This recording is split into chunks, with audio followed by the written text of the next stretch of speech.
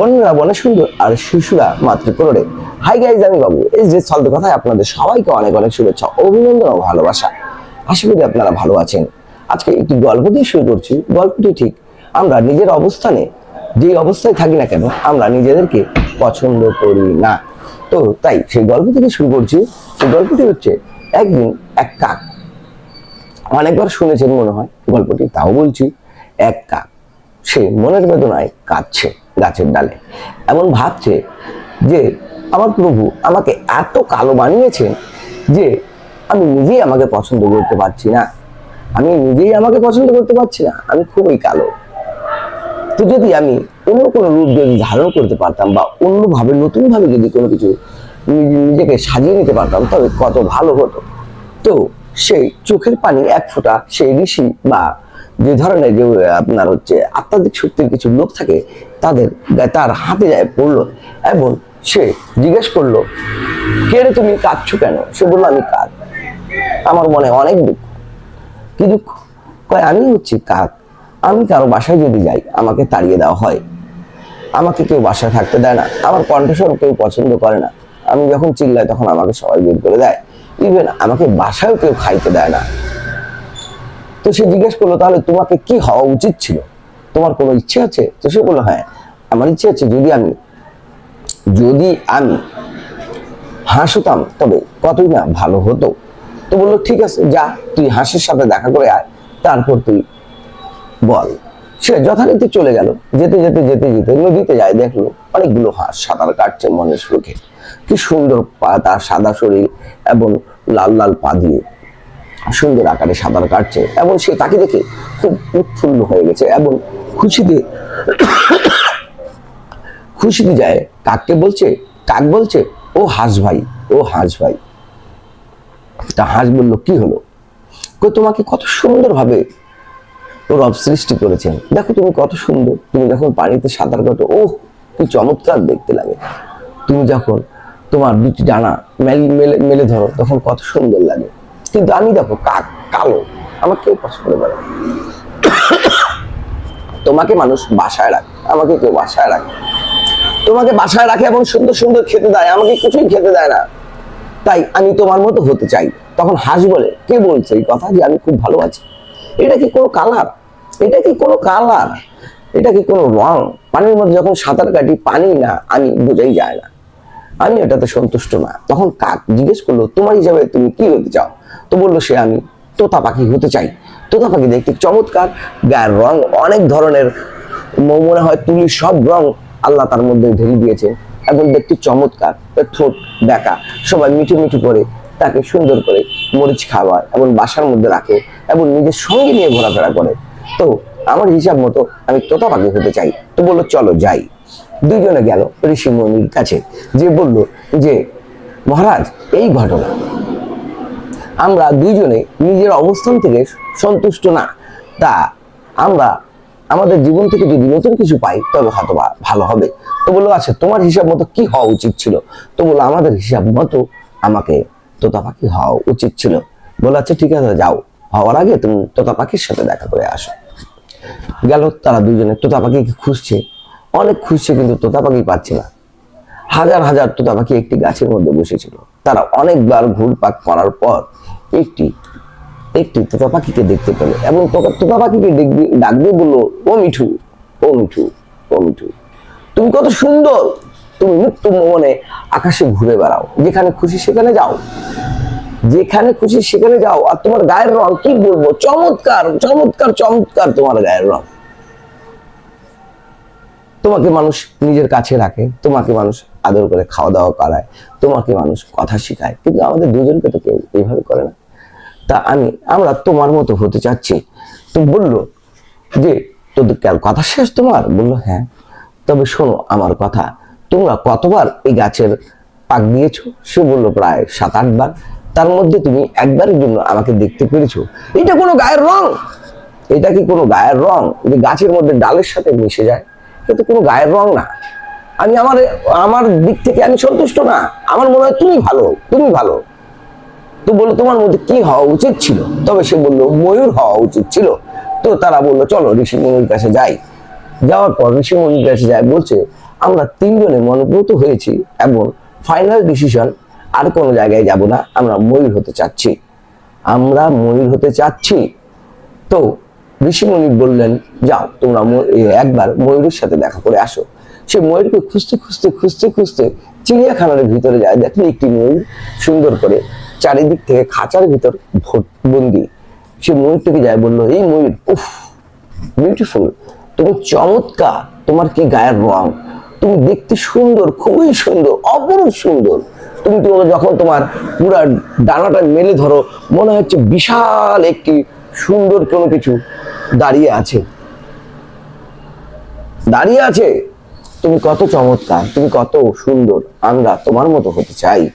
তখন সে ময়ূরের কথা শুনুন জানাব, ময়ূর কি বলল?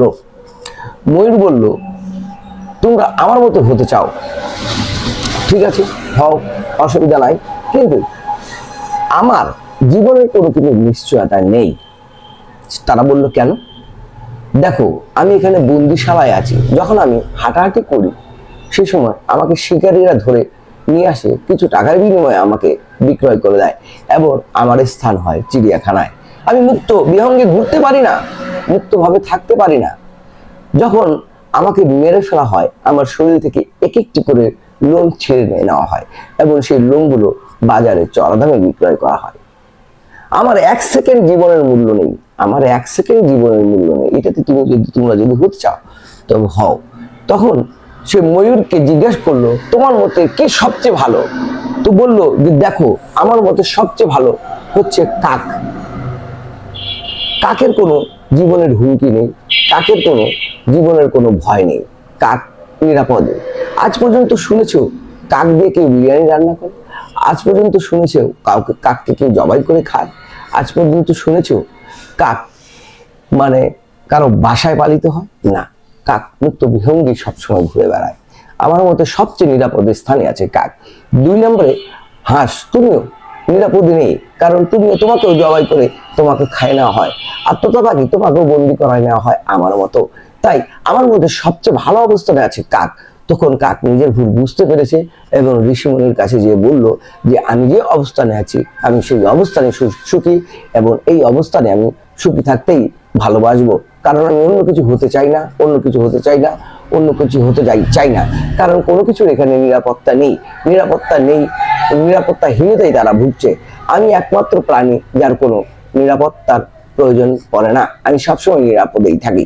তাই জনাব মহাশয় স্যার, আপনাদের কাছে একটি প্রশ্ন ছুড়লাম যে দেখুন, আমরা আমাদের অবস্থান থেকে কেউ সন্তুষ্ট থাকতে পারি না।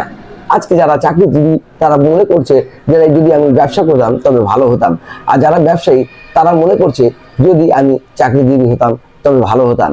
আবার যারা অন্য কোনো পেশায় আছে তারা মনে করে এটি হলে ওটি ভালো হতো। আসলে কোনো দিক থেকে কোনোটুকুই ভালো না।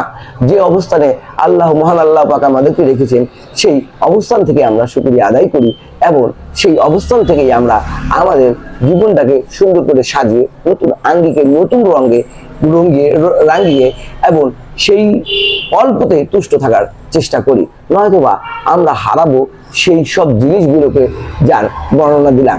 এটি একটি গল্প মাত্র, এটির সাথে কোনো ঋষিমুনি বা কোনো প্রাণীর কথা হয় তাও না, শুধুমাত্র গল্প একটি বললাম।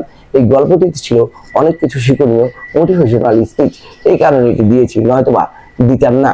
কারণ আপনারা এই গল্পটি আমার মনে হয় কেউ 100 বার, 200 বার, 300 বার, 400 বার, 500 বার, 1000 বার শুনেছেন। তারপরে যতবার শুনেন ততই ভালো লাগে, খারাপ লাগে না। তাই আমরা আমাদের দিক থেকে অবশ্যই অবশ্যই অবশ্যই আল্লাহর কাছে, মহান আল্লাহর কাছে শুকরিয়া আদায় করব। এবং মহান আল্লাহ পাক বলেছেন, তুমি তোমার উপর যতটুকু নির্ধারিত আছে তুমি ততটুকু পাবে, তার 1 চুল পরিমাণ বেশি পাবে না বা 1 চুল পরিমাণ কম পাবে না। এটি তোমার নির্ধারিত, এটি তোমার নির্ধারিত। হ্যাঁ, কিন্তু তুমি তোমার ভাগ্যটাকে পরিবর্তন করতে পারো দোয়ার মাধ্যমে। তুমি তোমার ভাগ্যকে পরিবর্তন করে নিতে পারো দোয়ার মাধ্যমে, হয়তোবা তার থেকেও বেশি কিছু পাওয়া যেতে পারে। আসলে আমরা দোয়া চাইতে পারি না, আমরা কোনো কিছু চাইতে পারি না, শুধুমাত্র মানুষকে দেখে হিংসে করতে পারি, মানুষকে দেখে নানান ধরনের উল্টো পুল্টো কথা বলতে পারি, কারো বিষয়ে না জেনে তার বিষয়ে অনেক কিছু অপিনিয়ন করে বসি, যেটা আসলে আমাদের জন্য উচিত না, উচিত না, উচিত না। তাই আমরা পরনিন্দা থেকে বের হয়ে নিজের নিন্দা নিজেই করি এবং নিজের ভুল নিজেই সংশোধন করার চেষ্টা করি। তবে হয়তোবা আমি সুন্দর রূপে বা আমরা সুন্দর রূপে নিজেদেরকে নতুন অবস্থায় নতুন আঙ্গিকেই পাবো, নয়তোবা সেই ব্লেম দিয়েই শেষ করে দেবো জীবন। এক পর্যায়ে মৃত্যু চলে আসবে আমাদের দ্বার গড়ায় এবং নিয়ে যাবে আমাদেরকে, কিন্তু কখনো শেষ হবে না ব্লেম করা। হাই গাইজ, আমি বাবু। এইটুকুই আজকে কিছু কথা বললাম। ঈদের দিন এত কথা বলার প্রয়োজন ছিল না, তারপরও বললাম যেহেতু বসে আছি, দু চারটি কথা বললাম। তো আপনারাও আপনাদের অবস্থান থেকে ভালো থাকুন। আর হ্যাঁ ভাই, আরেকটি কথা, আমাদের চ্যানেল যদি আপনাদেরকে ভালো লাগে, আমাদের চ্যানেলগুলো যদি, এই চ্যানেলের কথাগুলো যদি আপনাদের ভালো লাগে, আমাদের চ্যানেলের যদি কোনো চরিত্র আপনাদেরকে ভালো লাগে, তবে অবশ্যই অবশ্যই অবশ্যই আমাদের সঙ্গে থাকার চেষ্টা করুন। আমরা বলছি না লাইক দেন, শেয়ার করেন, সাবস্ক্রাইব করুন, কিছু নয়। আমার যদি ভালো থাকে, আমার যদি জিনিস ভালো থাকে তবে অবশ্যই চলবে। আর যদি জিনিস ভালো না থাকে, যতই আপনাদের কাছে আমরা চাবো ততবারই ভুল হবে, কারণ সেই জিনিস বিক্রয় হয় না, সেই জিনিস বিক্রয় হয় না, সেই জিনিস বিক্রয় হয় না।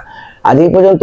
আপনারা ভালো থাকুন, সুস্থ থাকুন, আর নিরাপদে থাকুন, সুন্দরভাবে ঈদ উদযাপন করুন, নিজের সাথে, নিজের পরিবারের সাথে, নিজের সন্তানের সাথে, নিজের মা বাবার সাথে, নিজের ঘরে যারা বৃদ্ধ আছে তাদেরকে নিয়ে, তাদের সুখ, তাদের দুঃখ, তাদের আনন্দ, তাদের বেদনা বোঝার চেষ্টা করুন এবং সুন্দর করে ঈদ উদযাপন করে সুন্দর করে আমরা আমাদের জীবন গড়তে পারি, এই প্রত্যাশায়, এই কামনায়, এই যে ফালতু কথায় আজ আমি বাবু, আজ এই পর্যন্ত। ততক্ষণ পর্যন্ত আপনারা ভালো থাকুন, সুস্থ থাকুন, সাবধান থাকুন, যতক্ষণ পর্যন্ত আপনি নিরাপদে আছেন। আল্লাহ হাফেজ।